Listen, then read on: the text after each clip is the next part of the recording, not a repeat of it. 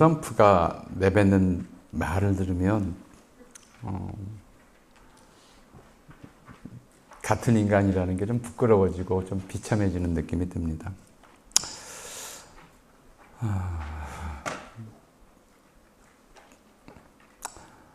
얼마나 많은 사람이 죽었는지 우리가 아직 알 수가 없어요.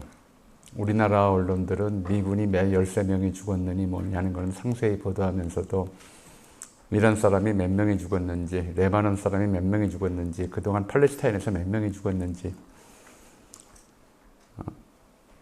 관심을 보이질 않습니다. 다리를 폭파하고 발전소를 부수겠다고 하고 민간시설에 폭격하고 여자 초등학생 170명을 죽여놓고도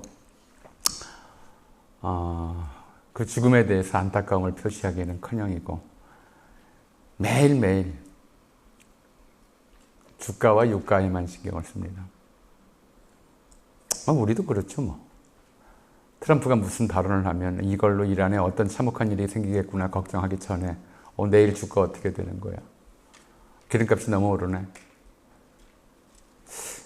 이게 좀 사람다운 태도인가. 제가 부끄러워지는 이유가 이런 겁니다. 우린 이게 사람인가. 2차 대전 당시 아우슈비츠의 참상을 겪고 나서 프리모 레비라는 사람이 글을 하나 썼어요. 글 제목은 그래요. 저것이 인간인가.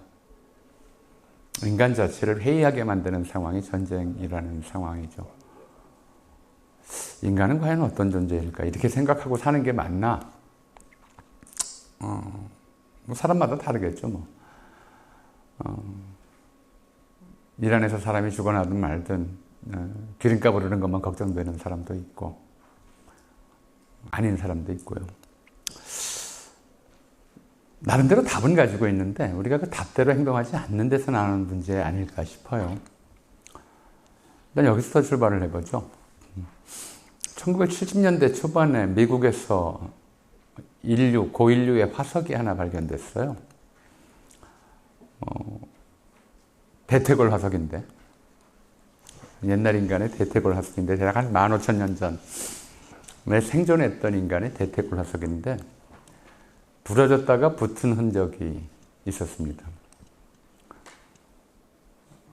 당시 마거릿 미드가 그 말을 했다고도 하고 인류학자죠. 유명한 인류학자고 아니면 뭐 다른 사람이 한 말을 그 사람이 옮겼다고도 하는데 그런 말이 이제 거기 그 대퇴골 화석을 보고 그렇게 얘기들을 했어요. 저 대퇴골 화석이 인류 문명 시작의 증거다. 왜? 사람이 다리가 부러지면 그것도 넓적다리 뼈가 부러지면 움직이질 못합니다. 최소 4개월에서 6개월은 누워 있어야 해요. 근데 그동안 살았다는 거잖아요. 어떻게 살았을까? 원시인이 다리가 부러진 상태로 4개월에서 6개월 동안 생존할 수 있었던 이유는 무엇일까? 뭐 길게 생각할 거 없죠. 누군가 옆에서 보살펴줬다는 거죠. 먹여주고 열나면 뭐 머리에다가 뭐 찬물이라도 끼얹어주고 해가면서 그 보살핌이라고 하는 그 과정에서 이 보살피는 존재는 또 어떻게 했을까요? 그 척박한 상황에서 요즘처럼 하루 벌어 하루 먹고 산다는 그 삶의 그 표현이 딱 어울리는 환경에서 자기가 나가서 먹을 거 구할 시간을 포기하고 그 옆에서 보살폈다는 거죠. 인류가 다른 동물들과 달리 집단 생활을 하면서 높은 수준의 문명을 건설하고 마침내는 지구의 지배자가 된 것은 바로 이것 때문이다. 이것이 인간의 본성이다. 어떤 것? 보살핌이라고 하는 것이. 아픈 동족을 외면하지 않고 저건 죽을 거야. 이렇게 외면하지 않고 옆에서 자기 먹을 걸 포기해가면서 보살피는 누군가가 또는 돌아가면서 보살피는 공동체가 있었기 때문에 인류는 다른 종에 앞서서 문명을 건설할 수 있었다. 이렇게 얘기를 하는 거죠. 물론 그 당시에도 그렇게 생각하는 개체는 있었을 거예요. 저거 다리 부러진 거 살지도 못할 텐데 우리가 왜 저거 보살피느라 아까운 시간 낭비하고 사냥 못하고 우리 먹을 걸 줄여야 되느냐, 이렇게 생각하는 개체도 있었겠죠. 그리고 그 두 개체 사이에서 보살펴서 살려야 한다, 우리의 동족이 살지 죽을지 모르지만 최대한 보살펴 봐야 한다, 치료해 봐야 한다는 그런 개체와 저거 버리고 그냥 우리 살 길 찾자고 하는 개체 사이에 대립과 갈등, 이런 건 있었을 거예요. 있었겠지만 결국은 전자가 이겼다고 봐야 되겠죠. 그리고 여기에서 인간성에 대한 두 가지 일단 전형성, 스테레오타입이라고 하는 것이 만들어집니다. 가장 대표적인 게 이제 우리 근세 소설에서 나온 흥부와 놀부, 권선징악이라고 그랬죠. 자, 흥부는 착한 일을 해서 복을 받았고 놀부는 나쁜 짓을 해서 벌을 받았다. 이게 이 흥부와 놀부 스토리의 다예요. 이것저것 다 들어간다 하더라도 아주 간단한 서사 구조를 가지고 있습니다. 그럼 흥부가 한 착한 일은 뭔가? 남 대신 볼기 맞은 거? 형수한테 뺨 맞고 바쁠 때 먹은 거? 그런 건 착한 일이 아니죠. 이번에도 다리예요. 다리뼈, 제비다리. 사람도 아니고 다른 종, 미물이라고도 할 수 있는 하찮은 제비다리를, 다리 부러진 제비가 안타까워서 그는 그 안타까운 마음을 인간뿐만 아니라 다른 생명체, 다른 종에게로 확장했고, 그래서 그 제비다리를 아무 보답을 받을 생각하지 않고 그냥 불쌍한 마음에 고쳐줬어요. 그래서 복을 받았죠. 놀부는 무슨 나쁜 짓을 했느냐? 왜 벌을 받았느냐? 흥부를 시기한 거? 그럴 수 있죠. 아니면 재산이 많음에도 동생을 보살피지 않은 거? 그것도 탐욕의 주의죠. 근데 그보다 더 결정적으로 놀부가 벌을 받은 이유는 흥부처럼 복을 받고 싶어서 멀쩡한 제비다리 부러뜨린 거예요. 다른 생명체를 괴롭혀서 자기가 복을 받겠다고 하는 그 욕심, 남을 죽여서, 남을 해쳐서, 남을 괴롭혀서 돈을 벌어보겠다고 하는 그 욕심, 그게 죄였어요. 인류는 이 두 가지 태도에서 명확하게 개념을 형성해 놨어요.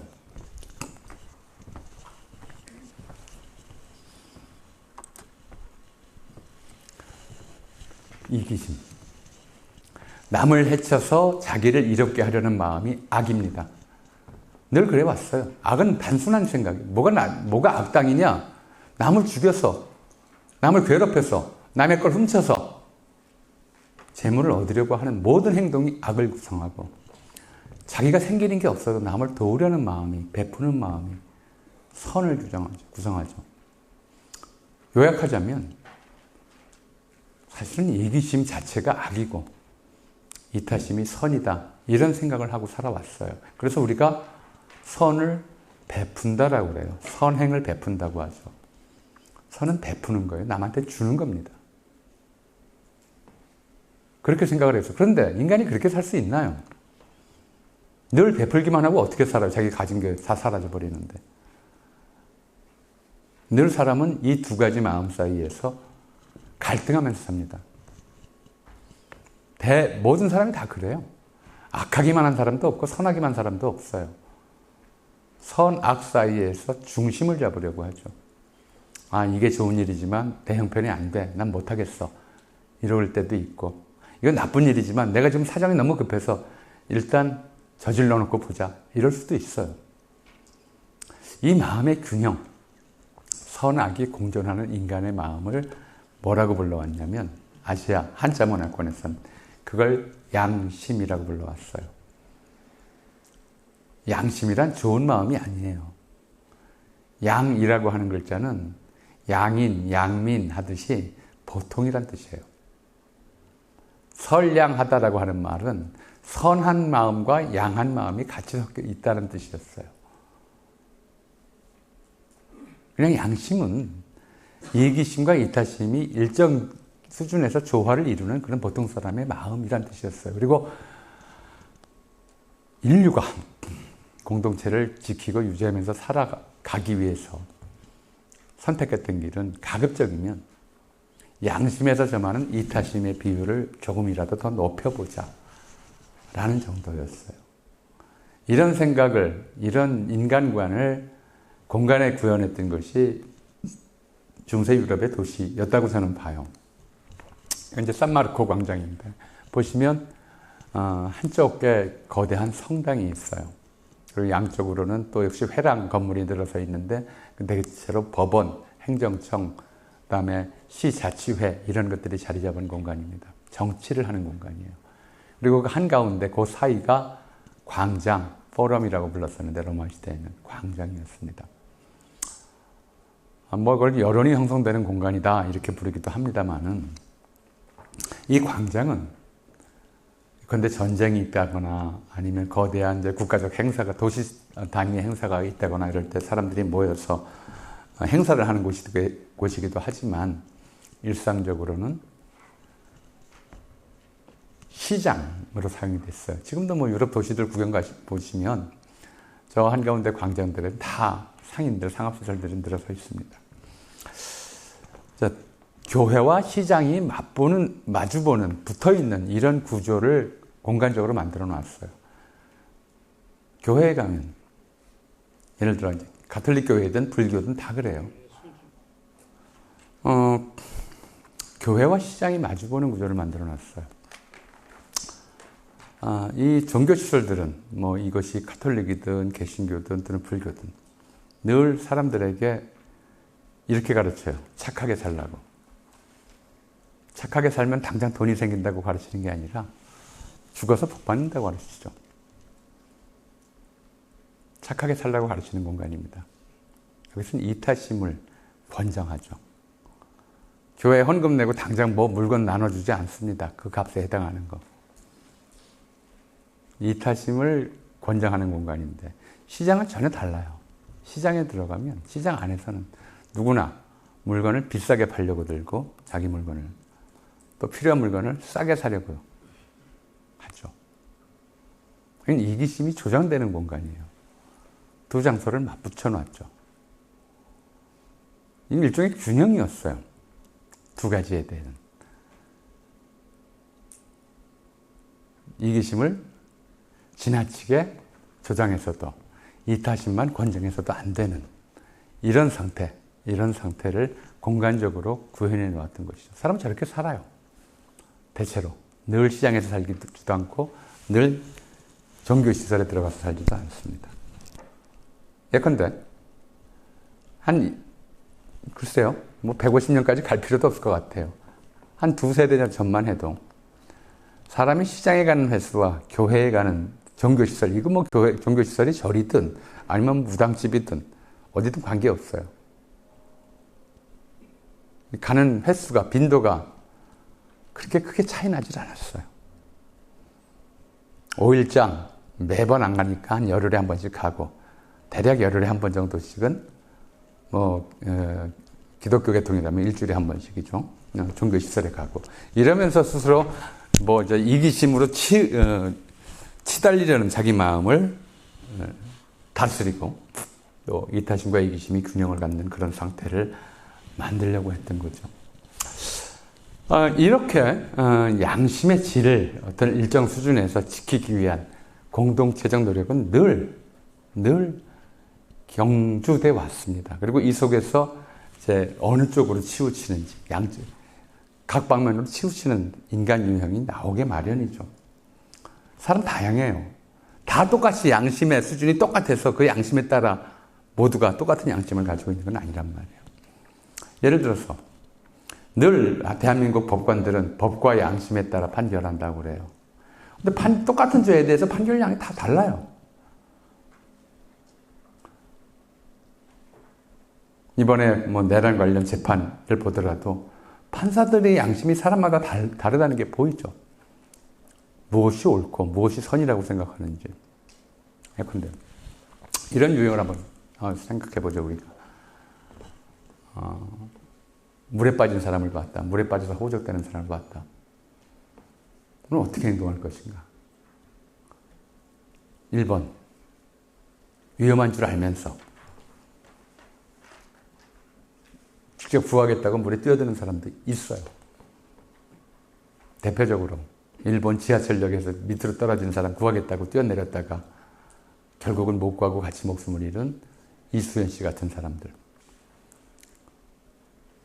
이런 일본 유형은 사실 굉장히 드물어요. 1000명에 1명 있을까 말까 해요. 근데 그런 사람들한테 붙이는 이름이 의인이죠. 의인이라고 그래요. 자기 목숨 아까운 줄 모르고 자기가 목숨을 잃는 상황을 무릅쓰고 남을 구하기 위해서 헌신하는 사람들이 있습니다. 보통 이제 두 번째 유형이 좀 더 많겠죠. 직접 뛰어들지 못하고 어떻게든 구해보겠다고 자기가 가진 뭐 로프든 뭐 물건이든 던져주려고 그러고 구해보려고 애쓰는 사람들이 있습니다. 3번 유형은 직접 구할 수는 없으니까 이제 소리를 지르죠. 저기 사람이 물에 빠졌어요. 누가 와서 도와주세요. 자기도 못 도와주는데 누가 도와주겠어요. 그래도 그렇게라도 소리를 질러서 여러 사람에게 알림으로써 위기에서 탈출하도록 만들려는 그런 시도를 하는 사람들이죠. 다른 유형도 있어요. 어차피 자기가 구할 수도 없는 것이고 자기도 못 구하는 판에 뭐 남이라고 구해주겠나 싶어서 그냥 못 본 척하고 지나치는 사람들도 있습니다.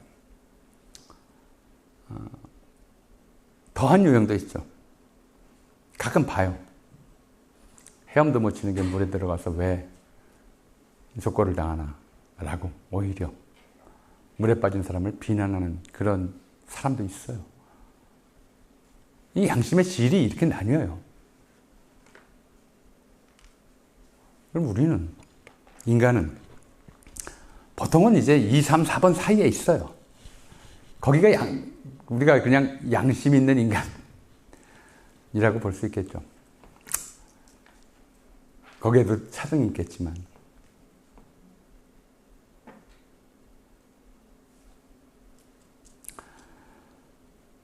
근데 1번 유형을 자기가 못하더라도 1번 유형을 존경하고 그 사람에게 감사해야 한다는 공동체 차원의 합의는 만들어 왔어요.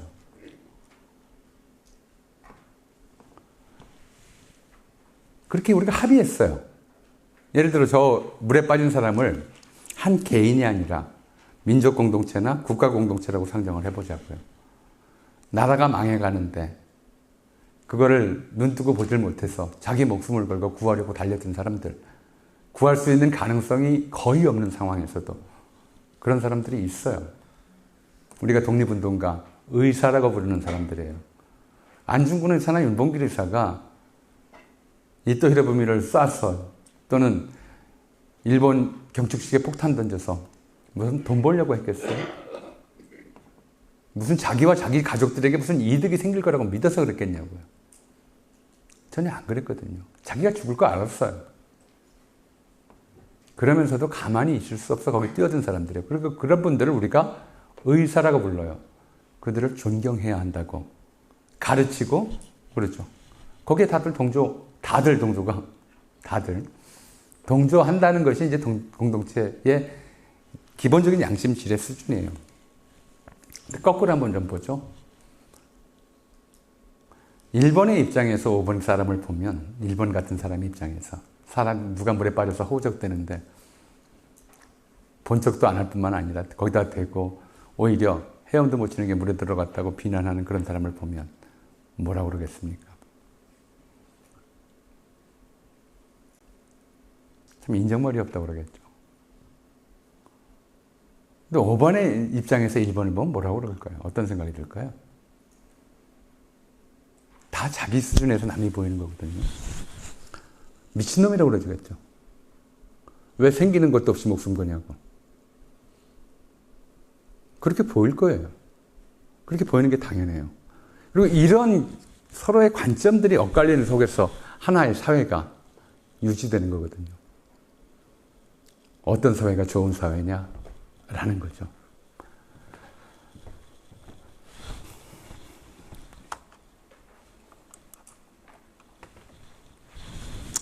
사람이 살다 보면 이제 여러 장소에서 각각 달라지는 자기를 발견하게 됩니다.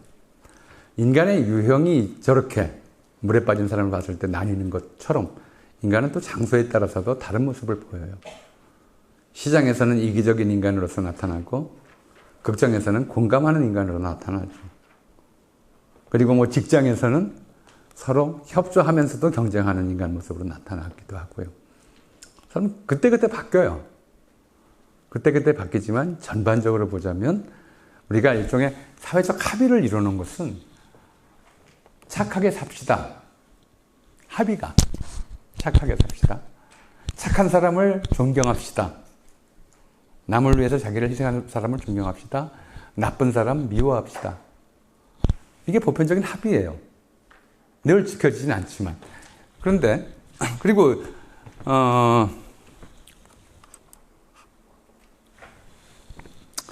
이런 이제 합의가 만들어진 이유는 공동체를 이루는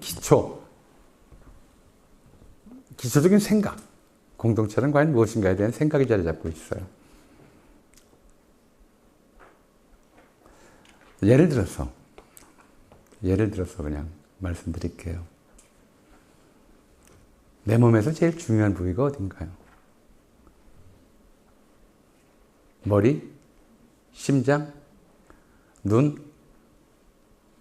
그냥 이렇게 놓으면은 뭐 사람마다 다 다른 얘기를 할 수가 있죠. 그런데 일상적으로 살아가면서 가장 신경 쓰게 되는 부위는 아픈 부위예요. 항상 자기 아픈 데가 가장 신경이 쓰여요. 손가락 끝이 아프면 손가락 끝이 신경 쓰이는 거예요. 좀 확정해서 가족 공동체라고 그러면 가족 중에서도 아버지가 중요한가 어머니가 중요한가 자식이 중요한가 따질 일이 아니고요. 아픈 사람이 제일 중요해요. 아픈 사람을 먼저 낫게 하기 위해서 온 가족이 자기 역할을 재조정하고 그 사람 중심으로 가족관계가 재편성되는 거죠. 이게 공동체의 기초 이론이에요. 기초 윤리예요. 아까 15,000년 전 인간의 다리뼈 부러진 인간의 화석을 통해서 우리가 확인할 수 있었듯이 아픈 사람을 먼저 보살피는 것이 공동체가 사는 길이고 그런 과정에서 선이라고 하는 공동체의 선함이라고 하는 것이 두드러지게 보이게 되는 거죠. 그래서 착하게 살자라고 하는 명제가 만들어졌던 것이고요.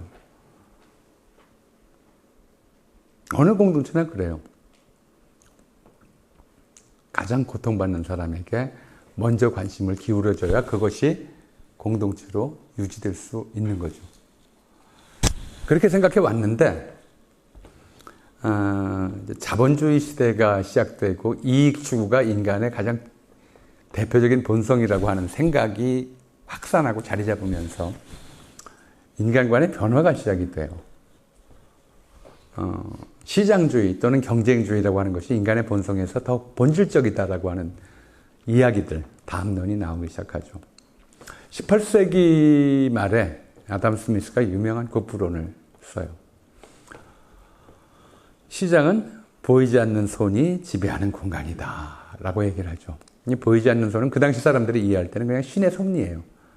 신의 섭리. 시장은 어떤 곳이냐? 서로 싸게 살려고, 서로 비싸게 팔려고 경쟁하는 곳.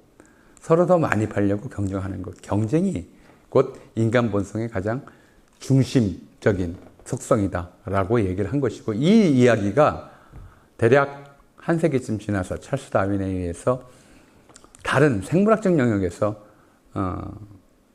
일종의 좀 명제로 하나의 되돌이킬 수 없는 명제로 정착을 합니다. 인간이든 다른 생물종이든 지금 그 모습, 그 상태로서가 아니라 다른 모습에서 지금 모습으로 더 적절한 방향으로 진화해 왔다고는 진화론이죠. 그리고 이 진화론의 파장은 굉장히 컸어요. 인간이 생물종으로서 다른 상태로 계속 변해 왔다면 생물종 자체가, 생김새 자체가 계속 진화해 왔다면 인간의 역사와 문화와 사회관계도 진화했다고 볼 수밖에 없다. 그럼 진화를 이끌어낸 힘은 뭐냐? 인간은 왜 진화했는가? 다윈 본인은 여기에 대해서 답을 찾지 못했어요. 답을 내지 못했어요. 근데 오히려 이제 사회과학자들이 여기에 자기의 상상 또는 추론을 덧붙여서 진화론을 사회과학 이론으로 정립해버렸죠. 그걸 사회진화론이라고 그래요. 소셜 다윈이즘이라고 얘기하는데 아주 간단했어요. 이제 19세기 말에 양지차오라고 하는 양계초라고 하는 중국 학자가 그 사람들 잘 아는 방식으로 사자성어 세트로 이 사회진화론을 정리를 했는데 약육강식, 우승열패, 적자생존 이런 것들이죠. 강한 자가 살아납니다. 더 잘 적응하는 자가 생존한다. 우월한 존재가 살아남고 열등한 존재는 도태된다. 이런 얘기를 한 거죠. 이거를 인간 사회 전반에 적용을 해버렸어요. 개인과 개인 사이에서도 생존 경쟁. 사실은 이 생존 경쟁이라고 하는 것이 정말 이게 가능한 일인가? 뭐 그동안 그 이후에 이제 생물학자들은 이 설을 받아들이지는 않습니다만은 인간과 인간 사이의 불평등의 기원은 무엇에 있는가? 왜 저 시대, 다윈 시대에 영국이나 프랑스 같은 데서 어떤 집 아이들은 기숙학교에 다니면서 최고급 귀족 교육을 받는데 어떤 집 아이들은 8살 때부터 탄광에 들어가서 탄차를 끌어야 하는가? 이 극단적인 인간차별의 원인은 무엇인가? 이 사회진화론은 여기에 대해서 고민할 필요 없는 해답을 제시해요. 일종의 적자생존이죠. 우승열패고 우월한 뭐 요즘 같은 DNA 개념은 없었습니다만은 우월한 개체가 잘 살고 열등한 개체가 못 사는 건 너무나 당연하다.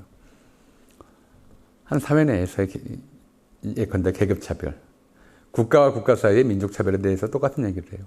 우수한 민족이 살아남고 열등한 민족이 지배받는 것은 당연한 현상이다. 지금 똑같은 얘기를 하고 있죠. 강대국이 제 맘대로 하고 약소국이 피해자가 되는 건 당연한 진리다. 이렇게 그걸 묶어서 생존 경쟁이라고 불렀어요. 그리고 이 경쟁은 이 생존하기 위한 필연적인 인간 행위이기 때문에 생존을 위한 이거 자체가 죄악이 될 수는 없다. 그럼 어떻게 해야 되느냐?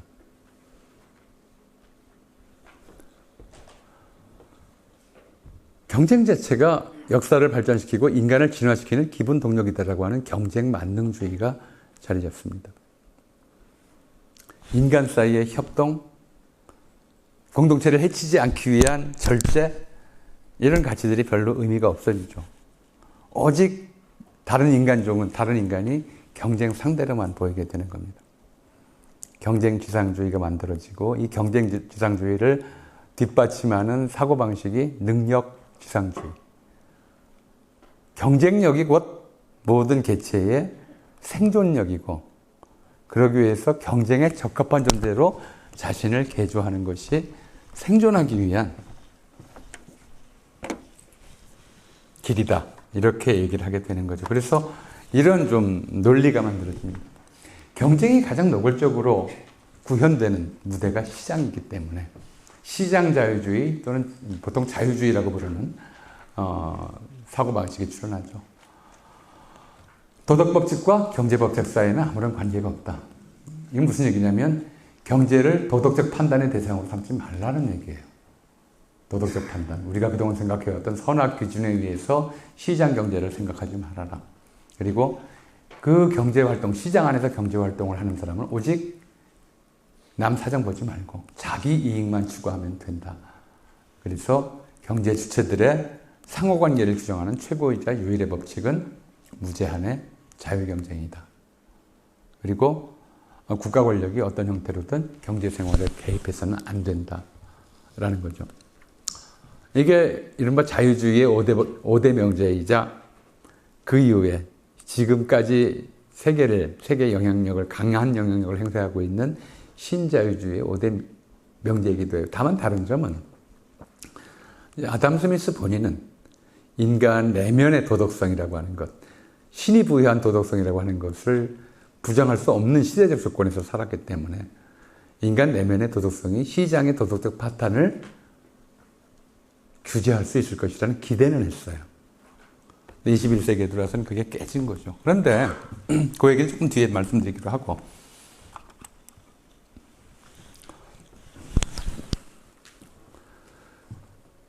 (20세기) 초는 바로 이 생존경쟁론, 우승열패론, 약육강식론이 하나의 불변의 진리로서 지배했던 시대예요.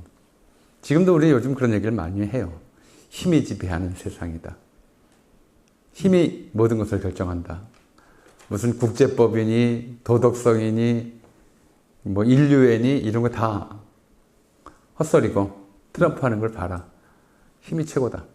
이런 결론을 자연스럽게 내게 되는 거죠. 근데 지금 우리가 새롭게 내린 결론이 아니에요. 저게 19세기 말부터 20세기 초까지, 중반까지 인류가 합의했던, 동의했던 결론이에요. 그래서 어떻게 됐느냐. 경쟁의 가장 극단적인 형태가 국가 간 경쟁의 가장 극단적이고 노골적인 형태로 나타나는 것이 지금과 같은 전쟁이에요. 경쟁과 전쟁은 그야말로 한 끗 차이예요. 치열한 경쟁 끝에 이제 조금만 약간의 불꽃만 튀겨도 바로 전쟁으로 비화했던 것이고, 그 전쟁을 1914년과 1939년에 걸쳐 두 차례에 걸쳐서, 뭐 일본을 놓고 보면 37년부터라고 보통 얘기하는데 1910년대와 1930년대 두 차례에 걸쳐서 세계대전을 겪었어요. 그리고 그 전쟁은 인간이 뭘 목도했냐면 그 전쟁 과정에서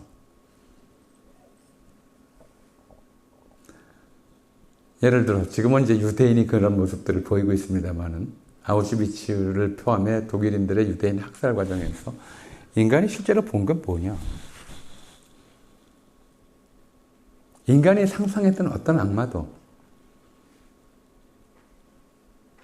계속 상상을 해왔어요. 악마나 악귀나 이런 것들이 얼마나 인간을 괴롭힐지 수많은 상상 속에 악귀에 대한 상이 자리 잡고 있는데 그 어떤 악마도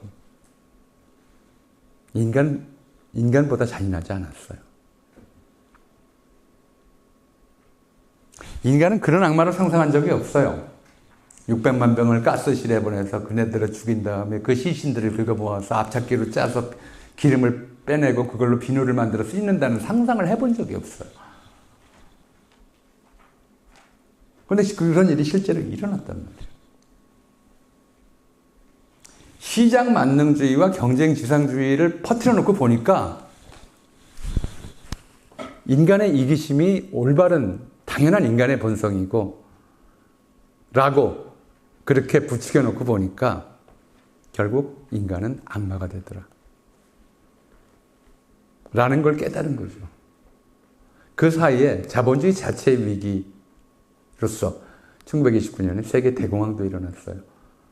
그냥 시장에 맡겨두면 저절로 모두가 생각하는 합리적 판단에 따라 시장이 합리적으로 발전하고 그 속에서 사람들이 각각 합당한 이익을 얻을 수 있을 것이라고 믿었던 그 믿음이 세계 대공황으로 깨져버렸죠. 하루아침에 주식 가격이 휴지 조각이 되는 경험들, 물가는 폭락하는데 정작 사람들은 그거조차 살 돈이 없어서 굶주리는 사람들이 넘쳐나는 그런 상황을 봤던 거죠. 그래서 이 기간 동안에 보통 양대전 간기라고 하는데 제1, 2차 세계대전 사이에 인류가 통째로 반성을 하기 시작합니다. 과연 뭐가 잘못된 것일까? 그냥 이런 공황이 일어나고 뭐 집단 학살이 일어나고 이런 것들을 넘어서서 인간 자체의 악이 횡행하게 된 이 상황은 왜 만들어졌을까? 왜 일어났을까? 그리고 더 나아가서 이걸 그대로 방치하면 제2차 대전은 결국은 원자폭탄으로 끝났잖아요.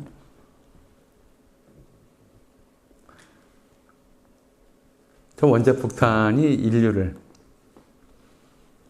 멸망으로 이끌 것이다 라는 생각을 구체적으로 하게 된 거죠. 그동안에는 인류 최후의 날이 무슨 뭐 신이 불로 심판할 것이냐 물로 심판할 것이냐 이런 식의 상상만 해왔는데 제2차 대전의 종결과 더불어 이제 인류 멸망은 인류 자신이 이끌 것이다. 핵폭탄으로 또는 그보다 더 파괴력이 큰 무기로 누구도 부정할 수 없는 현실이 돼버렸죠. 인류가 망한다면 그것은 다른 누구도 아닌 인간 자신들 탓이다. 인간이 바뀌어야 한다. 그동안의 생각을 바꿔야 한다고 하는 일종의 전 지구적 반성이 시작돼요. 1차 대전 이후에도 그 반성이 시작됐지만 결국은 이른바 사회 진화론의 힘을 꺾지 못했는데 2차 대전 이후에는 이제 구체적인 반성이 하나의 약속으로 이행되죠. 약속이에요, 그냥. 예를 들어서 지금 유엔이라고 하는 체제를 보죠. 뭐 좀 있으나마나한 것이 돼버렸고, 트럼프는 유엔 국제기구들에서 미국이 이제 줄줄이 탈퇴하고 유엔마저 탈퇴하겠다 뭐 이런 얘기를 하고 있는데 왜 그러느냐? 유엔이라고 하는 전쟁을 막기 위해서는 어떻게 해야 되느냐? 전쟁이 인류를 파멸로 이끌 것이 분명한 상황에서 전쟁을 막으려면 어떻게 해야 되느냐? 힘 있다고 약한 국가를 함부로 침탈하도록. 그 모든 전쟁의 동인이었죠. 자기보다 약한 나라 침략해 들어가는 것이. 힘 있다고 약한 나라를 침략해서는 안 된다. 그래서 국제연합이라고 하는 유나이티드 네이션이라고 하는 것을 만들면서 어떤 약속을 하냐면 큰 나라나 작은 나라나 힘센 나라나 약한 나라나 모든 나라의 주권은 대외적 주권은 동등하다라고 하는 약속을 합니다. 이게 합리적인 약속인가? 예를 들어 인구 15억인 중국, 인도하고 인구 300만밖에 안 되는 노르웨이하고 혹은 100만도 안 되는 아주 모나코 같은 작은 나라하고 유엔에서 일국 일표제를 행사하는 것이 합리적인가? 공평한가? 중국 입장에서 보면 불공평하죠. 인구 15억인 나라한테는 1억당 한 표씩 준다든가 뭐 이래야지. 왜 인구 15억인 나라고 인구가 1000만도 안 되는 나라하고 똑같이 유엔에서 유엔 총회에서 한 표씩 행사해야 되느냐. 우리 이 공평성을 떠나서 이 합의를 하지 않으면 전쟁을 막을 수 없다고 판단했기 때문에 그래서 각국의 주권은 동등하다라고 하는 일국 일표주의를 만든 거예요. 그건 합의예요. 누가 봐도 명료한 공평성에 입각한 결정이 아니라 그냥 합의일 뿐이에요. 전쟁을 겪고 나서 다시 전쟁을 하지 않으려면 이렇게 합의해야 된다고 한 거예요. 그럼 그 다음으로 넘어가는 걸 그 다음으로 어떤 의문이 생길까요? 부자와 가난한 사람, 남자와 여자, 기독교인과 무슬림, 백인과 흑인. 이 사람들의 인권은 어떻게 되나? 1945년까지 당장 이 동아시아에서 한국인과 일본인의 인권은 달랐어요. 일본인은 지배민족이고 한국인은 피지배민족이었죠. 식민 지배자와 식민지 원주민 사이의 권리가 똑같을 수가 없었던 거죠. 그게 전 세계의 상식이었어요. 어떻게 영국인과 인도인의 인권이 똑같을 수가 있나? 어떻게 백인과 흑인의 인권이 똑같을 수가 있나? 그 상식을 새로운 상식으로 바꾼 거예요. 그래서 1948년 세계인권선언은 이렇게 시작을 합니다. 모든 사람은 자유로운 존재로 태어났고 똑같은 존엄과 권리를 가진다. 모든 사람은 이성과 양심을 타고났으므로 서로를 한 형제의 정신으로 대해야 한다. 인간평등, 인권평등, 각국의 국가주권의 평등과 각인의 인권평등이 이제 자명한 진리로서 합의되어야 한다라고 합의한 거예요. 그냥 선언한 거예요. 인간은 날 때부터 평등하다. 날 때부터 존엄하고 평등하다. 인류가 처음으로 합의한 거예요. 저때. 저 합의가 지켜진 시대를, 합의가 만들어서 지켜진 시대를 우리는 현대라고 불러요. 현대의 세계는 저 합의에 기초해서 만들어졌고 유지돼 왔어요. 지금까지. 인종차별, 인간차별, 인권차별, 남녀차별 없어지진 않았지만 그 차별 자체를 우리가 뭐라고? 죄 또는 악으로 규정할 수가 있었던 거죠. 차별은 죄다, 나쁜 짓이다 라고 규정할 수가 있었던 거죠. 전쟁을 겪으면서 인간이 반성한 결과 나온 일이었습니다. 그런데 저 반성의 기조가 지금 완전히 깨져나가고 있습니다만 그게 오래가지를 못했어요. 지금 이제 미국 트럼프의 핵심 지지층 또는 트럼프가 내세우고 있는 트럼프주의 핵심을 보통 마가라고 얘기를 합니다. Make America Great Again. 미국을 다시 위대하게. 다시가 중요합니다. 다시가. 과거형이거든요. 다시는 과거에 있었던 것으로 되돌아가자는 거예요. 그건 이제 언제가 그레이트했던 시대냐, 위대했던 시대냐. 우리도 마찬가지예요. 우리나라에서도 윤석열 시대로 되돌아가자. 우리 좀 짧아요. 일본은 군국주의, 부활, 다시 살리자 얘기를 했죠. Make America Great Again이란 말을 선거구호로 가장 먼저 썼던 사람은 로널드 레이건이었어요. 1980년에 선거구호로 그걸 썼어요. 그리고 그가 말한 그레이트했던 미국의 시대는 언제 시대냐면 케인즈를 넘어서 다시 뉴딜 정책, 케인즈 정책 이전에 자유기업 정신과 시장 자유주의 경제로 돌아가자라는 얘기를 했었어요. 케인즈주의는 1930년대 이전이고 그 이전에 시장 자유주의, 자유경제의 자유기업 정신은 어느 시대에 횡행했냐면 저게 바로 자유주의 시대, 1차 대전 이전의 시대, 아담 스미스 시대였어요. 그 시대의 미국은 어떤 나라였느냐.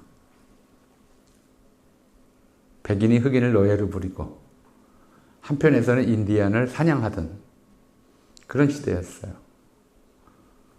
구호가 저라면 같은 현상이 벌어져요.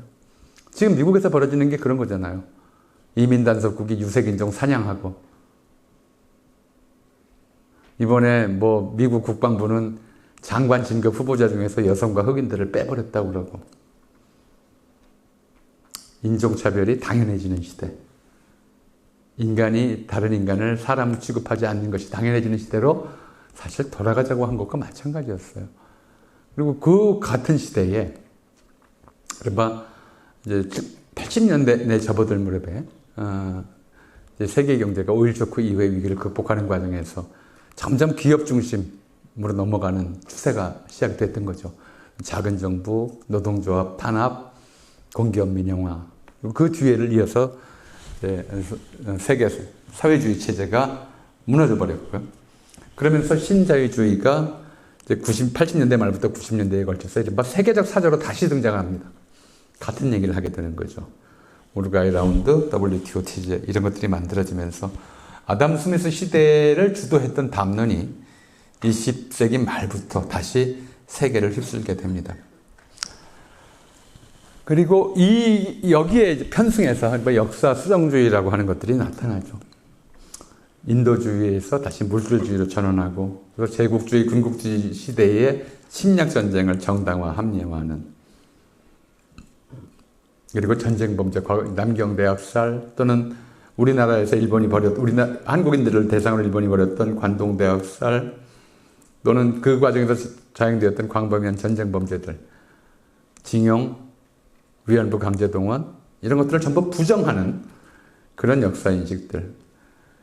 오히려 과거를 영광스러운 시대로 기억하기 위해서 그 과거와 결합되어 있었던 범죄적 행위들을 지워버리는 이런 일들이 또 광범위하게 벌어집니다. 다시 물질만능주의, 다시 능력지상주의, 다시 경쟁지상주의가 나타나게 되는 거죠. 이런 속에서 한국에서도 처음에는 이제 사실 김영삼 대통령이 90년대 들어와서 우리가 근대화는 뒤처졌지만 세계화에는 앞섭시다. 이런 구호를 내걸고 세계화, 뭐 그 당시에 우루과이 라운드라든가 WTO 체제 수립되는 과정에서 한국 농촌이 겪었던, 농민들이 겪었던 그런 두려움, 위기의식 또는 피해 이런 것들을 호도하기 위한 담론 전술이었습니다. 어쨌든 세계화라는 얘기가 그때 유행을 했습니다만은 워낙 한국인들은 이런 물질주의적 세계관, 민족 차별주의적 세계관에 피해를 많이 받아왔기 때문에 거기에 즉각적으로 동조하지는 않았어요. 그럴 만한 상황도 아니었고, 왜냐하면 그 과정에서 한국은 다시 한번 극심한 경제 위기를 겪었거든요. 1997년에 외환위기, IMF 관리체제. 우리가 이 세계화라고 하는데 멋모르고 따라가다가 나라 망하게 생겼다.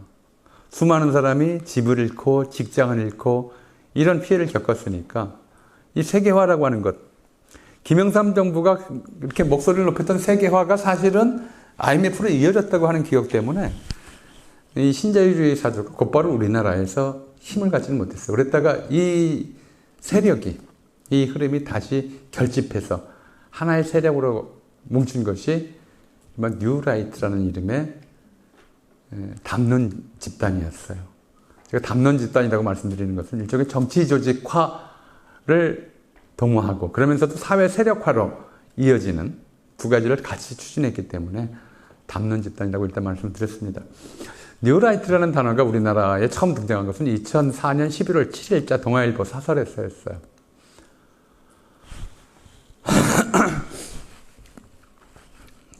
거기서 뭐라고 써놨냐면 정치적 자유주의와 경제의 시장 중심주의를 내세운 뉴라이트 신보수의 중추적 역할을 기대한다라고 동아일보가 썼었죠. 그리고 그 다음 날짜부터 한 열흘간, 한 보름간 실천하는 뉴라이트라는 제목의 기획기사를 쭉 연재를 합니다. 왜 2004년 11월에 가서 저런 게 나왔느냐. 지난 일이지만 당시 동아일보 편집국에서는 이 집단을 뭐라고 이름 붙일지, 이 새로운 담론 집단을 뭐라고 이름 붙일지 고민했다고 그래요. 처음에는 그냥 뉴라이트는 똑같은 뜻이니까 신보수주의 이렇게 이름 붙이려고 했다가 이제 당시 네오콘하고 워낙 이미지가 비슷하기 때문에 미국의 네오콘이라고 하는 이미지가 비슷해서 나름대로 새로운 단어를 찾아낸 게 사실 미국에도 있었는데 찾아낸 게 뉴라이트였다고 그래요. 왜 이런 사람들이 2004년에 가서 하나의 담론 집단을 결집했는가? 첫 번째로 이제 요건 그 다음에 세계일보에서 뭐라고 썼냐면 뉴라이트의 주축은 한때 김일성 주체 사상에 빠졌다가 이 북한 체제의 실상을 알고 전향한 사람들이 주축이다라고 얘기를 했어요. 주사파 일부가 그 당시 쓰던 말로 뉴라이트가 됐다는 거죠. 이 사람들의 사상 변화를 이끈 굉장히 중요한 계기가 1990년대 말 96년에 있었던 북한 대기근 1997년에 황정업 망명이었어요. 이 사람들이 친북에서 이 사건들을 겪으면서 이게 우리가 북한 정권의 주장에 속았구나 이렇게 깨달았던 것 같아요. 그래서 친북에서 반북으로 자세를 전환했는데 마침 그 전환하는 시점에서 김대중 후보가 당시 후보죠. 대통령이 되었고 대통령이 되자마자 햇볕 정책이라고 하는 담론을 내세웠어요. 북한을 개혁 개방으로 이건 굉장히 중요한 개념이었어요. 80년대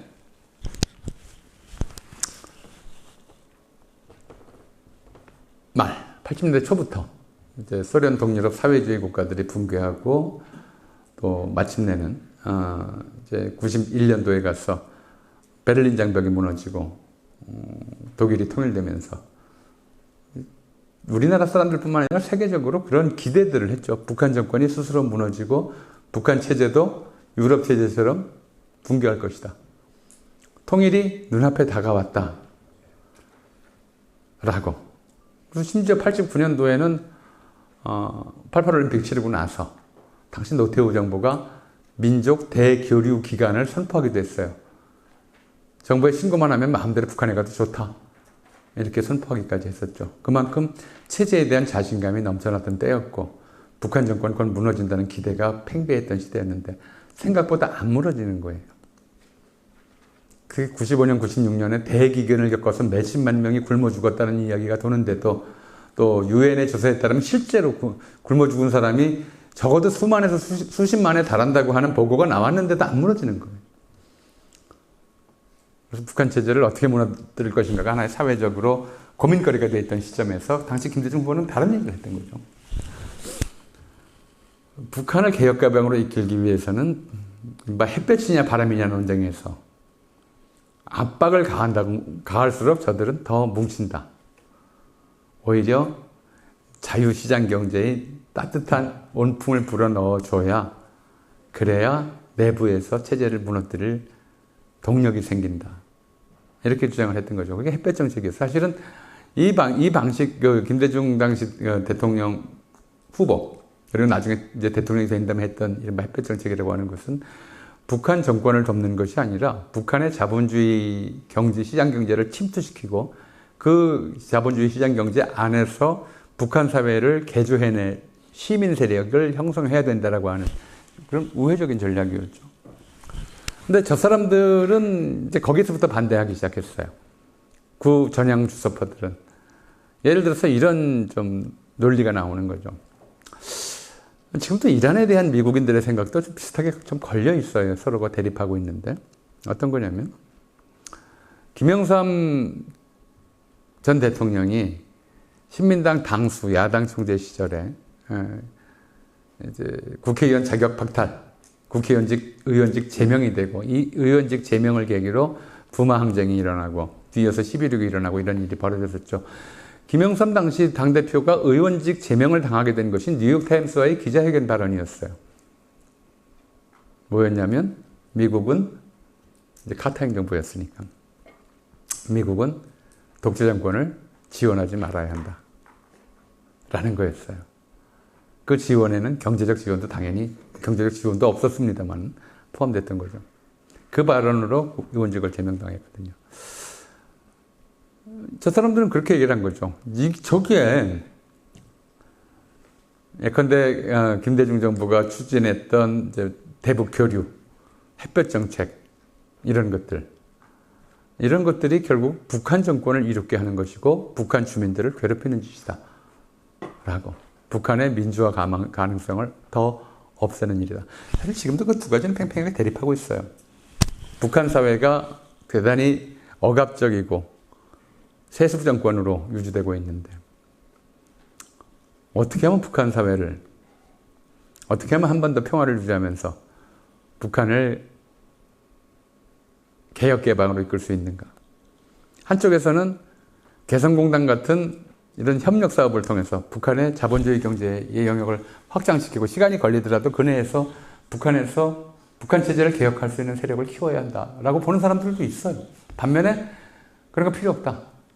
계속 유인물 보내고 삐라 뿌리고 그래야 된다. 이렇게 보는 사람도 있는 거예요. 그 사람들 나름대로의 생각이겠죠.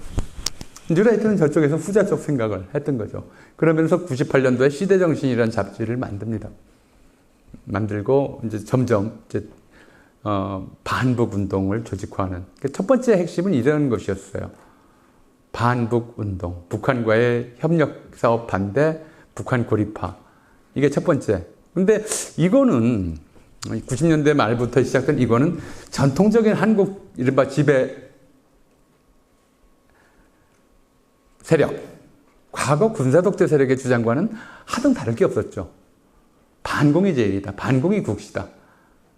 북한과의 협력이라든가 북한과의 경협이라든가 북한과의 교류를 얘기하는 것 자체가 공산주의자들이다. 라고 하는 얘기랑 하나도 다를 게 없었던 겁니다.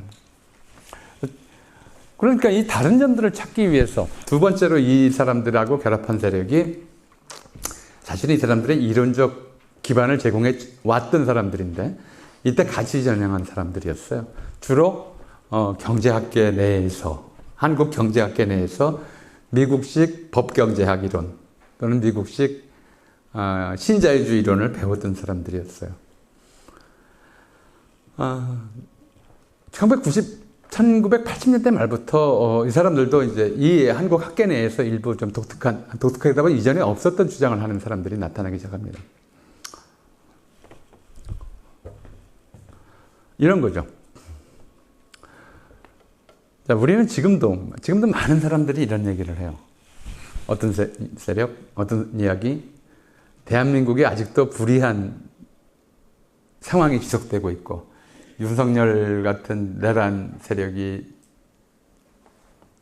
나타나고, 그걸 동조하고 비호하는 세력이 이처럼 뿌리가 깊은 이유는 친일 청산을 못했기 때문이다. 친일 청산을 제대로 못해서 우리가 이렇다. 일종의 하나의 대단히 폭넓은 동의를 얻는 이야기예요. 근데 이 사람들은 반대로 얘기를 하기 시작합니다. 우리가 이만큼 이제 90년대 말 2000년대에 들어와서 우리가 이제 후진국 지위에서 벗어나서 중진국 지위에 올라선 이유는 친일 청산을 안 했기 때문이다. 80년대 말부터 그런 얘기를 하기 시작해요. 일본이 한국인들에게 가르쳐준 것이 기업 경영 기술, 근대적 노동 기율 이런 것들을 가르쳐, 근대적 과학 기술, 행정 능력 이런 것들을 가르쳐 줬다. 근대 국가를 건설하고 세우는 데 있어서 필수적인 지식인데, 그래서 사람 인격체와 결합되어 있는 지식이기도 하고, 북한은 이걸 청산해서 경제성장에 실패했고, 한국은 이걸 잘 보존해서 경제성장에 성공했다. 라는 얘기를 하는 거예요. 친일파 덕에 이만큼 사는 거다. 친일 청산을 못해서 우리나라가 어려워진 게 아니고, 친일파 덕에 우리가 이만큼 사는 거다. 이제 이런 얘기를 해요. 그러니까 반박이 당연히 나오죠.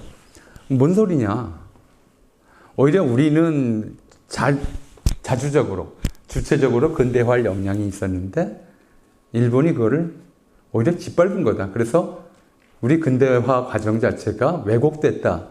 한쪽에서 이렇게 전통적으로 주장해왔던 이제 역사학계에서 이제 그렇게 반박을 하죠. 그럼 이 사람들이 뭐라고 그러냐면, 그걸 이제 극복하기 위해서 주장하는 것이, 이제 첫 번째, 친일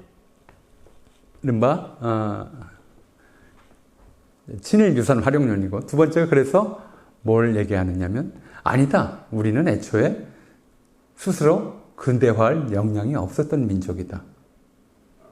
라고 이제 주장해요. 조선시대 내재적 발전 불능론, 자력 근대화 불가능론을 얘기합니다. 우리는 그럴 능력이 없었는데 일본 덕에 된 거다라고 다시 한번 한 가지 더 강조하는 거죠. 세 번째 비판이 또 제기돼요.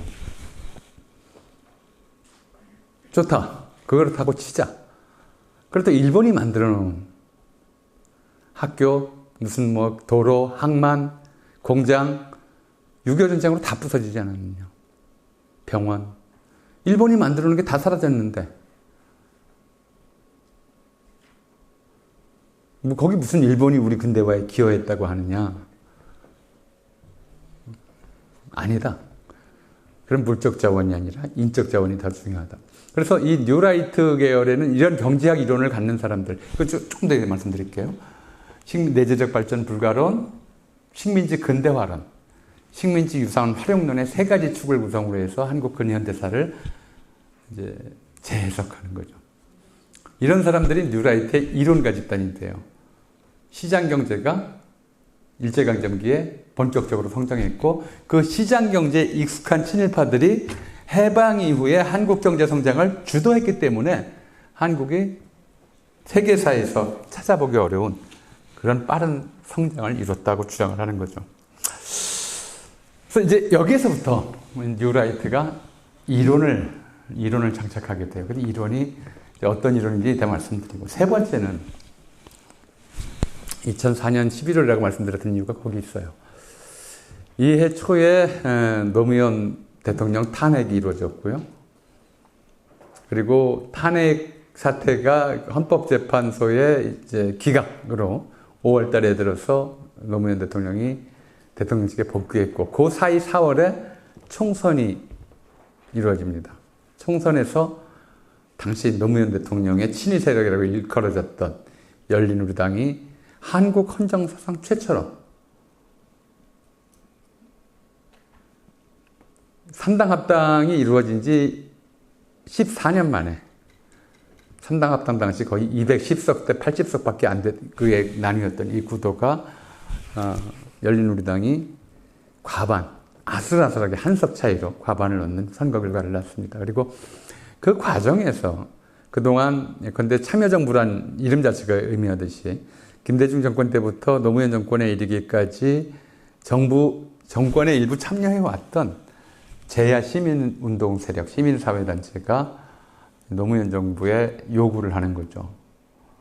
그동안 시민사회가 끊임없이 요구해왔던 개혁들을 추진하라고. 이게 4대 개혁 입법으로 이제 압축이 됩니다. 하나가 국가보안법 폐지, 두 번째가 언론기본법, 그러니까 신문법이었죠. 세 번째가 사립학교법 개정, 네 번째가 과거사 진상규명. 4대 개혁 입법 운동을 하다 보니까 이건 이제 그동안 한국 사회가 누적되어 있던 모든 문제들을 한꺼번에 풀려고 하는 그런 의지의 표현이었었는데 거꾸로 이 모든 것에 관계된 집단의 사람들의 집단적 반발을 사게 되죠. 국가보안법 폐지로는 국가보안법이 없으면 당장 우리 사회가 공산화될 거라고 걱정하는 대중의 막연한 불안감을 자극했고요.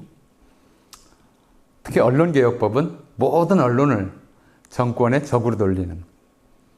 지금 우리 사회가 가지고 있는 이제 언론, 기울어지는 운동장, 언론의 편향성, 이런 얘기들이 그때 이제 그 전까지만 해도 예를 들어서 동아일보는 뭐 호남에 가까운 언론사다, 또는 친긴대중 언론이다, 이런 식의 얘기를 들었었는데 이때를 계기로 완전히 돌아서 버려요.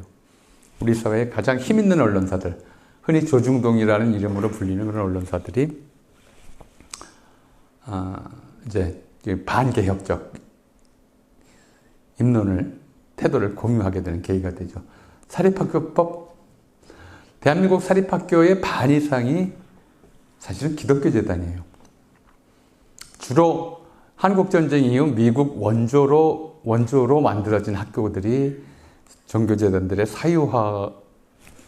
사유물처럼 돼버리고 그 속에서 종교교육 또는 이제 편향적 정치교육 또는 학교를 사유화해서 각종 비리 이런 것들이 일어나는 일들을 우리가 너무 많이 봐왔기 때문에 개혁해야 된다고 했는데 이건 개신교계를 다 뒤로 돌리는 일이 돼버렸죠. 한국의 개신교가 왜 극우화 1세기 돼버렸느냐. 사실 이때가 제일 큰 좀 변곡점이었어요. 네 번째, 과거사 진상규명, 과거사 기본법. 멀리는 동학농민혁명으로부터 가깝게는 해방 이후 한국전쟁기의 민간인 학살과 군사독재 정권 시절에 고문조작 사건에 이르기까지 잘못된 일들을 다 밝히겠다고 하는 그리고 또 좀 순진했죠. 정부에서도. 이걸 밝히면 사람들이 좀 정신을 차리겠지 라고 많이 생각을 했어요. 저렇게 나쁜 놈들이었다니. 지금도 그렇잖아요. 지금도 윤석열 일당의 범죄를 샅샅이 밝히기만 하면 사람들이 각성할 거라고. 야, 저 정도로 나쁜 인간들이었어? 라고 생각할 거라고 기대를 했던 거죠. 근데 전혀 안 그래요. 아무리 샅샅이 밝혀도 김건희 좋아하는 사람은 계속 좋아할 겁니다. 윤석열 윤호개인은 계속 윤호개인이라고 외칠 거예요. 저때 똑같은 상황이었어요. 오히려 제주 4.3부터 시작해서 그 이후에 이승만 정권기에 이른바 부터 박정희 정권까지 이어졌던 용공조작 사건들, 또 그 밖에 인권유린, 고문, 여기에 동조했던 사람들, 그 가족들이 이거 밝혀주면 우리 망신당하는 거 아니야, 이런 생각을 하면서 확 뭉쳐버렸죠. 이런 일련의 노무현 정권의 개혁 정책은 거꾸로 반개혁 세력을 하나로 뭉치게 만드는, 그전까지만 해도 이 뉴라이트라고 하는 집단이 뉴라고 하는 데에 대해서 기행감 인가하던 사람들이 이름도 괜찮고 다 뭉칠 수 있겠다 싶으니까 한국의 모든 사람들이, 모든 이제 반 노무현 세력이 이 뉴라이트 깃발 아래 모인 겁니다. 별 희한한 일들이 다 벌어졌어요. 2005년에 가서 뉴라이트 전국연합이 생기고 2006년에 뉴라이트 재단이 출범하고 심지어 뭐 뉴라이트 교사연합 전혀 뉴라이트란 이름하고 안 어울려야 되는 뉴라이트 노동조합 심지어 스님이나 목사님들이 뉴라이트에 들어가요. 이 물질주의 이데올로기인데 종교인들이 여기 들어가서 뉴라이트 불교인, 뭐 뉴라이트 개신교 연합 이런 것들이 만들어져요. 이상한 일이 벌어진 거죠. 그리고 이 뉴라이트로 결집한 세력이 잘 아시다시피 이명박 정권 탄생의 1등 공신이었고요. 주역이었고요. 그리고 이명박 정권의 이데올로기랄까 철학이랄까 이런 걸 만들어냈죠. 그래서 이렇게 이제 정리를 해냅니다. 인간이란 어떤 존재인가? 네. 인간이란 어떤 존재인가? 인간이란 주어진 조건에서 자기 이익을 극대화하기 위해 합리적으로 선택하는 존재다. 맞나요?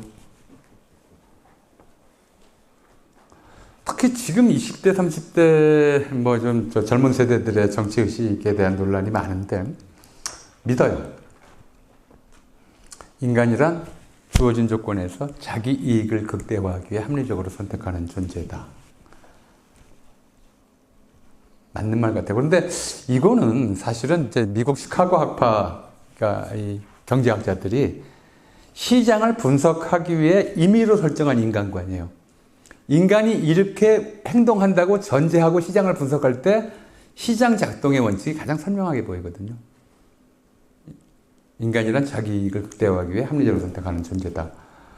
근데 인간은 아까 말씀드렸듯이 늘 시장 안에서만 사는 건 아니에요. 예를 들어서 어떤 사람이 교회에다가 감사 헌금, 건축 헌금, 무슨 헌금 해가지고 헌금을 1년에 1,000만 원씩 낸다. 이 자기 이익이 뭘까? 사람에 따라서는 그걸로 마음의 안정을 얻었으니까 됐다. 글쎄 그걸로 마음의 안정을 얻었는지 모르겠지만 가정이 파탄났는데 그게 된 일이냐? 저게 합리적인가? 라고 고민하게 되죠. 합리성은 과연 뭐냐는 거예요. 그리고 저런 각도에서 보자면, 저런 관점에서 보자면 모든 인간은 주어진 조건에서 자기 이익을 극대화하기 위해 합리적으로 선택하는 존재라는 관점에서 보자면 의사나 의인은 안 보여요. 의사나 의인은 전 인구의 0.1%나 0.2% 될까 말까 한 존재에 있기 때문에 통계적으로는 무의미한 수치가 돼버리는 거죠. 그래서 이런 사람들은 자기가 그렇게 생각해서 남들도 그렇게 보지만 뭐라고 주장하냐면 이타심이나 선을 얘기하는 것은 위선일 뿐이고 합리적 이기심이 세상을 더 좋게 만든다고 주문처럼 외우고 다녀요. 이기심이 인간의 본성이고 그 이기심을 조장해야 역사가 발전한다고 보는 거죠. 그래서 양심이 이렇게 되면 양심의 질이 낮아져요. 이기심과 이타심의 균형이 양심의 질이라고 말씀드렸잖아요. 결합되면 섞여있는 비율이 양심의 질이라고 말씀드렸어요. 근데 이 사람들은 5번형 인간을 인간의 본성이라고 생각해요. 중심이라고. 앞서 제가 말씀드린 5가지 유형 중에서 이 뉴라이트의 이론에 따르면 자기 이익을 극대화하기 위해 합리적으로 선택하는 존재다. 그럼 5번 이하가 나와요. 5번을 평균으로 잡아버리면. 5번을 평균으로 하면 5번 이하가 나옵니다. 어떻게? 이런 거죠. 뭐 우리가 윤석열 정권 때 이제 지긋지긋하게 겪었어요. 친일파는 열심히 살아서 부자고 독립운동가는 대충 살아서 그 후손도 가난하다. 이런 얘기들을 태연하게 해요. 기회주의와 이기주의를 채워한 친일 몰입애들. 이완용이나 이런 사람들이 오히려 칭찬할 대상이 됐고 무슨 홍범도 장군이나 이런 사람들은 정신 나간 사람으로 보이는 거예요. 이 사람들의 기준에서는 독립운동가들에게서 명예마저 박탈하려는 사익지상주의가 횡행하게 되죠.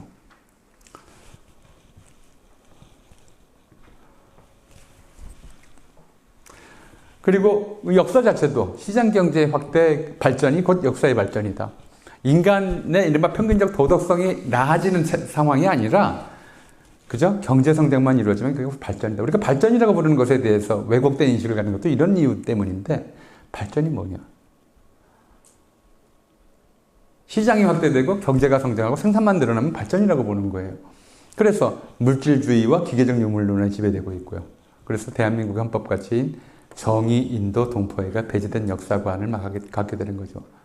그래서 모든 것이 불의한 권력이 강제로 사람들을 괴롭혀서 진행했던 모든 일들이 마치 합법적인, 그리고 각각의 개인 주체들의 합리적인 판단에 따라 이루어진 행위를 보여요. 왜 저 사람들이 그렇게 위안부를 자발적 매춘부라고 그러느냐? 돈 받았지 않느냐? 그거 따지는 게 무의미해요. 돈을 준 것도 아니고 군표를 줬고, 그나마 안 줬지만, 그냥 자기가 선택해서 간 것처럼. 징용, 우리가 징병, 징발할 때 징자는 강제라는 뜻이에요. 강제징용이라는 말 자체가 동어반복이에요. 그런데 이 사람들은 뭐라고 그러냐면 징용 원해서 갔다고 그래요. 원해서 가는데 왜 징용을 하겠어요?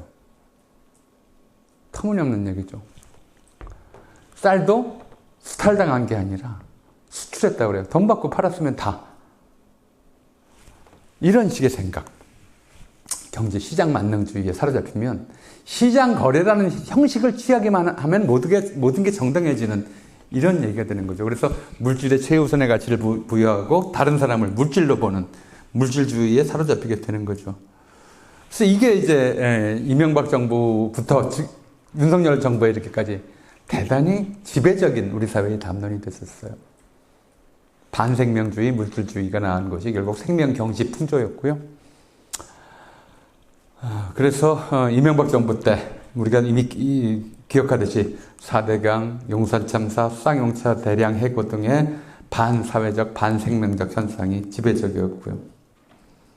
그리고 이른바 이 뉴라이트 담론을 패륜적 방식으로 유포하는 인터넷 커뮤니티, 일베 같은 것들이 본격적으로 등장하면서 우리가 이제 약자, 사회적 소수자를 혐오하고 특정 지역을 비하하고 이승만, 박정희처럼 이른바 사람을 죽이고 사익을 취했던 정권을 찬양하는 분위기가 이명박 정권 때 팽배하기 시작해서 박근혜 정권 때 대단히 좀 노골적으로 드러나죠. 대표적인 것이 이제 제가 말씀드렸던 인간성의 저하, 양심질의 평균적 수준이 저하됐다고 볼 수 있는 사건이 뭐였냐면 세월호 참사를 겪고 나서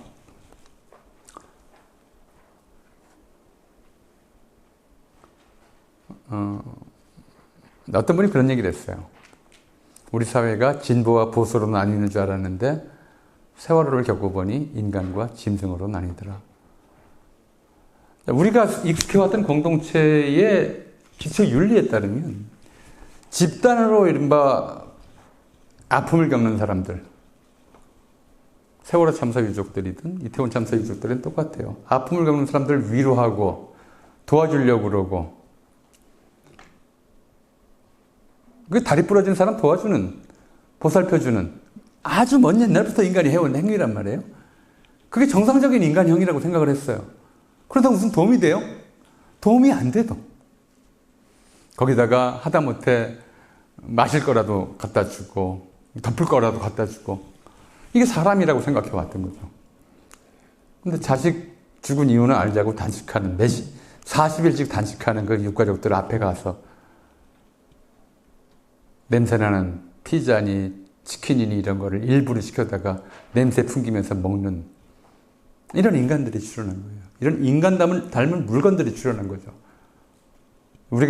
제가 앞서 말씀드렸던 5가지 인간 유형, 물에 빠진 사람을 대하는 5가지 인간 유형 중에서 5번째가 오히려 물에 빠진 사람을 비난하는 이게 극악무도였었는데, 이 사건을 겪으면서 극악무도보다 더 나쁜 인간이 나온 거죠.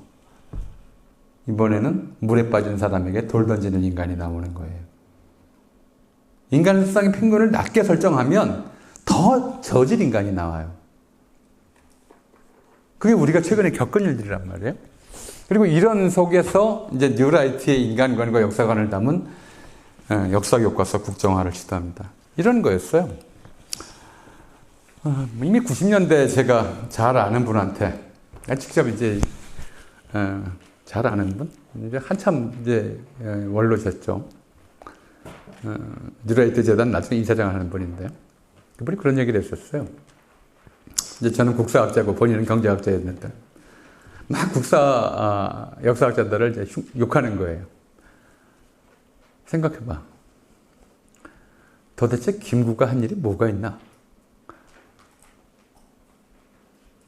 젊은 사람 꼬드겨서 폭탄 던지게 하고 그래서 죽게 만들고 그런다고 나라가 독립이 됐나? 세상을 어지럽히기만 했지. 김구보다 이 땅에다가 회사 만들고 신문사 만들고 학교 만든 김성수가 훨씬 큰 일을 많이 했지. 그런데 우리나라 역사 교과서는 김구 얘기나 유관순 얘기나 안중근 얘기나 역사 발전에 하나도 도움이 안 된 테러리스트 얘기만 잔뜩 써놓고 정말 이 나라를 발전시킨 사람들은 친일파라고 욕을 하고 있어. 이 교과서 바꿔야 돼. 그 양반이 그런 얘기를 했었어요. 이미 90년대 중반에 그 얘기를 했고 그런 생각을 담은 역사 교과서를 만들려고 했던 게 박근혜였죠. 박근혜 때 역사 교과서 국정화라고 하는 것은 독립운동가 얘기들은 다 지워버리고 그 자리를 친일파들 얘기로 채워버리려고 했던 거예요. 상식을 바꾸려고 했던 거예요. 자, 주어진 조건에서 자기 이익을 극대화하기 위해 합리적 선택을 한 가장 대표적인 사람이 누구냐? 한국 근대사, 현대사에서, 최근 역사에서 누구겠어요? 이완용이죠. 그죠? 이완용이 인간의 표준이 되는 거예요. 김구는 미친놈이 되는 거고요. 그렇게 역사 교과서를 바꾸려고 했던 거죠. 그리고 그런 생각은 단지 박근혜 정권 핵심이 아니라 그 밑에서부터 그 정권을, 이명박 박근혜 정권을 내내 지탱해왔던 뉴라이트의 세계관이었어요. 인간관이기도 했고요. 그게 좀 더 노골적으로 표현됐던 것이 윤석열의 입을 통해서였죠. 이렇게 얘기를 해요. 가난한 사람들은 부정식품이야라도 사먹을 수 있게 해야 한다. 다 윤석열이 직접 얘기한 거예요. 가난한 사람들은 부정식품이라도 사먹을 수 있게 해야 한다. 노동자가 원하면 주 120시간이라도 일할 수 있게 해줘야 된다. 노동자가 원하면 최저임금 이하로도 일할 수 있게 해줘야 된다. 이제 본인은 밀턴 프리드만 책을 읽고 얻은 결론이라고 얘기하는데 그게 이제 대표적인 법경제학자, 시카고 학파의 학자였었는데 그 사람으로 돌아갈 필요도 없어요. 경제법칙과 도덕법칙은 무관하다는 아담 스미스 얘기로 다시 되돌아간 거예요. 자, 시장은 도덕법칙과 무관하게 작동해야 되는가? 이 질문에 저 사람들은 도덕과 무관하다고 얘기를 해요. 사는 사람이 있고 파는 사람이 있어서 거래가 이루어지면 그 자체를 쌍방의 합리적인 선택으로 인정해야 된다. 그런데 우리가 이런 생각을 좀 해보죠. 어떤 인간, 우리가 이런 합의를 하는 거예요. 어떤 인간도 인권이 침해돼서는 안 되고 그 인권의 핵심 구성 요소는 인간다운 삶에 있다. 시장은 이 도덕적 원칙을 훼손해서는 안 된다. 거꾸로 다른 얘기를 해볼까요? 만약에 자기를 노예로 팔겠다는 사람이 시장에 나와서 10억이면 평생 노예가 되겠습니다. 라고 광고를 하고 그 광고를 본 어떤 사람이 10억을 주고 그 사람을 노예로 샀다고 하면 이 거래 인정해야 될까요? 말아야 될까요? 인신매매, 마약거래 이런 것들 우리가 실제로 진행되고 있다 하더라도 인정하면 안 돼요. 인간성을 손상시키는, 훼손하는 경제행위이기 때문에 시장을 도덕성의 기초 위에 두어야 한다. 도덕적 기반 위에 두어야 한다가 한쪽이라면 시장은 도덕과 무관하다가 한쪽이고 윤석열과 한국 극우 세력은 이쪽에 서 있어요. 시장은 도덕법칙과 무관하다. 아니 도덕 자체가 전부 개소리다. 이렇게 주장을 해요. 도덕이라는 말 자체가 위선이다라고 얘기를 주장을 해요. 대단히 부도덕한 얘기를 하고 있는 거예요. 인간성의 밑바닥을 계속 끌어내리고 있어요. 인간성의 최저선을 끌어내리는 담론이 여기서 나오는 거죠. 오직 돈이면 된다. 서로가 너나 나나 다 많이 돈 벌려고 하는 짓인데 이렇게 생각을 하는 거예요. 그래서 모든 인간관계가 어떤 관계로 보이냐면 거래관계로 보여요. 그래서 이런 일이 가능해요. 야, 이재명이 나한테 위험하니까 너희들이 알아서 감옥에 집어넣어. 보다 본 내가 자리로 할게. 지금 대북송금 사건 같은 게 그렇게 나타나는 그런 방식이거든요. 인간관계가 인간 대 인간의 정서적 또는 형제애적, 동포애나 형제애나 이런 관계는 사라져버리고 모든 게 기브 앤 테이크라고 하는 거래관계로만 보이게 돼요. 그런 사람들이 이제 자유시장 만능주의로 이어지는 것이죠. 그리고 힘만능주의. 이제 역시 윤석열이 얘기했던 거죠. 평화는 압도적 힘의 우위로만 이루어진다. 예, 미국이 이란에 대해서 압도적 힘의 우위를 가지고 있는 건 분명해요. 그래서 평화가 이루어졌나요? 우리 안중근 의사가 한 말이 더 맞죠. 평화는 힘으로는 결코 이룰 수 없다. 왜? 한자 자체가 그래요. 평화의 평은 높낮이가 없는 걸 의미해요. 물, 잔잔한 물처럼. 화는 서로 구분할 수 없게 잘 어울려 있는 상태를 말해요. 반대말이 뭘까요? 평화의 반대는 전쟁이라고 흔히 생각을 하는데 아니에요. 평의 반대는 높낮이 차이가 있는 차예요. 화에 반대되는 글자는 서로 뚜렷이 구별되는 별이에요. 평화의 반대말은 차별입니다. 차별이 있는 곳에서는 절대로 평화가 오질 않아요. 그래서 안중근 의사가 그렇게 했어요. 일본 검사한테. 너희들이 일본인들이 조선인들 마음속에 중국인들의 마음속에 원한과 분노를 채워놓고 있으면서 평화를 바란다는 것은 새빨간 거짓말이고 말도 안 되는 소리다. 민족 차별이 있는 곳에 차별이 있는 한 이것은 반드시 전쟁을 양성하게 돼 있다 라고 얘기를 하는 거죠. 근데 이 사람들은 힘의 우위로만 그래서 계엄을 하려고 했던 거예요. 정치 안정은 자기들이 계엄을 해서 이룰 수 있다는 것이죠.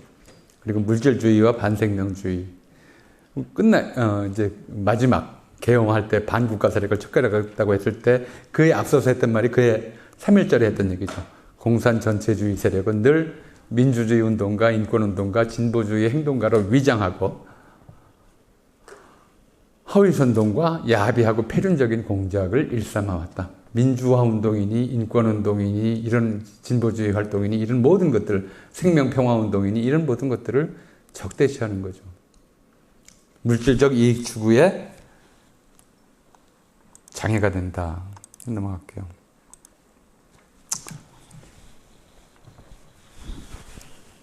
그래서 사실 한국의 극우사조는 이제 지난 한 20년간 계속 확대되어 온 뉴라이트 계열, 그리고 그 계열이 지금 하고 있는 것들이 얼마 전에 이름이 나왔지만 리박스 콜걸에서 이승만 박정희 사상을 숭배하고 이승만 박정희를 존경하는 사람들의 모임 같은 걸 만드는 거죠. 그 교육을 계속하고 있고요. 정리하자면 일제강점기부터 군사독재정권기까지 누적되어 왔던 반인도적이고 반인간적이며 물질주의적인 유산의 총결이었다고 할 수 있어요. 그들은 이제 불의한 권력에 부역하면서 사익을 추구해온 한국 엘리트주의의 기본 속성으로 자리를 잡았습니다. 물질적 이익을 추구하기 위해서 타인을 괴롭히는 것, 악 자체를 악으로 못 느끼는 단계에 이른 거죠. 그리고 이것을 이제 사회의 우경화라고 보통 전 세계에서 나타나는 것이고요. 우리 사회에서도 나타나고 있는데 계속 확산해왔어요. 또 확산하고 있고요. 어쩌면 이번 윤석열의 내란은 이제 그 확산에 대한 일종의 경종일 수가 있는데 이런 거였어요. 자, 인간은 시장에선 이기적이 되고 종교적 공간 속에서는 이타적이 된다. 이타심을 강요받는다, 권장받는다 이렇게 말할 수 있겠죠. 제가 특정 종교를 믿지는 않습니다만 요즘 사람들은 한 세대 전 사람들에 비해서 훨씬 더 시장주의적 인간이 되도록 되는 조건 속에 있어요. 예전엔 시장을 가야 됐는데 요즘은 시장의 손바닥 안에 들어와 있어요. 매일 최저가 검색이 가능해요. 매일도 아니고 매시간. 늘 거래 관계 속에서 살아요. 그러다 보니까 이 시장형 인간으로서 변화되는 추세 속에서 본인이 들어가 버려요. 인간 자체가, 삶의 조건 자체가 사람을 시장형 인간으로 만들어요. 다른 말로 하면 이기주의자로 바꿔내고 있는 거죠. 나만 그런 게 아니라 다들 그러니까. 나도 그렇게 돼야 되고요. 계속 그쪽으로 빨려 들어가고 있어요. 세상이 그렇게 사람들을 시장으로 끌어당기고 있는 거죠. 그래서 이 사람들은 뭐라고 그러냐면 기회주의자라고 하는 말을 현실주의자로 써요. 이기주의라는 말을 합리주의라고 말을 바꿔요. 예전 같으면 기회주의자라고 욕을 했어야 되는데, 그래서 이완용 같은 사람이 현실주의자이자 합리주의자로서 보이는 것이고 그렇게 되는 거죠. 독립운동가 모독하는 태도는 이렇게 해서 나와요. 이번 이제 내란을 겪고 나서 이 내란이 한국 사회의 일시적인 일종의 좀 해프닝으로 기억되지 않으려면 어떤 계기가 되어야 되냐면, 내란뿐만 아니라 이번에 미국의 이란 침공을 보면서도 다시 한번 우리가 생각해야 되는 것은 현대 사회를 만들어 놓은 인류적 합의를 우리가 지키려고 노력해야 된다. 지키려고 노력해야 된다. 인간을 물질의 하위로 두어서는 안 된다. 인간은 여전히 그리고 앞으로도 착하게 살려고 노력하는 존재여야 한다. 이걸 좀 각성하는 그런 기회가 되어야 할 거라고 생각하고요. 이걸로 제 이야기 마치겠습니다.